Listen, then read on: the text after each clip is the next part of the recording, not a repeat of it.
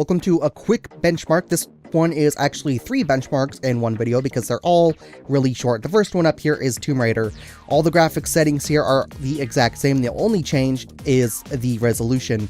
Including anti-aliasing, it is the same on everything. So even 4K, anti-aliasing is enabled. I'll explain why in my Unigine Valley benchmark. So if you haven't seen that yet, go ahead and go check it out. First up, you can see 1080p is on the right, 1440p top left corner, and 4K, which is also known as 2160p, is in the bottom left corner. Fraps is open only to show the frame rates. Those numbers will be red if they're recorded, or if you're recording with Fraps. So obviously I'm not recording with Fraps. I actually did not record this either with Shadowplay. I did, in fact, use an external capture device that has no effect on my system's performance.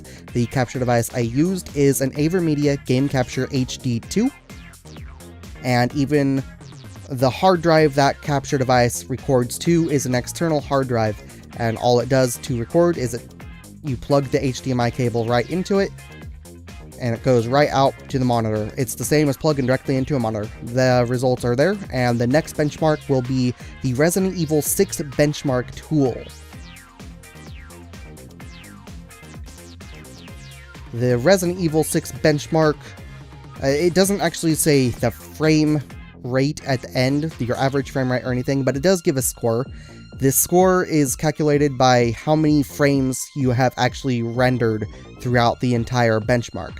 So if you only are getting 1 frame per second, then obviously the score is going to be really, really low. But if you're getting over 100 like I am, even in the 4K, which is actually amazing, but don't worry, it will drop significantly soon.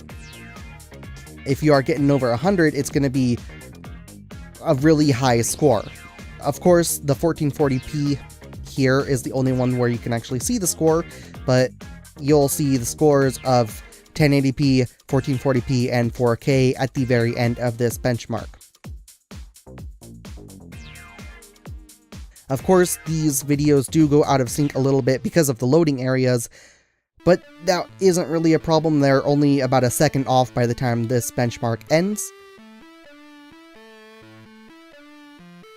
And you can actually now see the frame rate is dropping significantly. It dropped pretty evenly across 1080p, 1440p, and 4K in that area, just because of the amount of creatures on screen, the amount of zombies on screen. I mean, the 1440p one seemed to raise a little quicker that time right there, right before 1080p caught up. 1080p and 1440p are pretty much dead even. We're good in an area with 1440p, but we're not quite in an area for 4K just yet.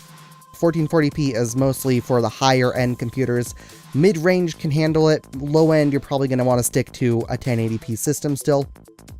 And 4K, unless you want to actually reduce graphics settings, turn off anti-aliasing, turn off anisotropic filtering, though you might be able to still leave anisotropic filtering on because that doesn't really take a whole lot out of the system these days.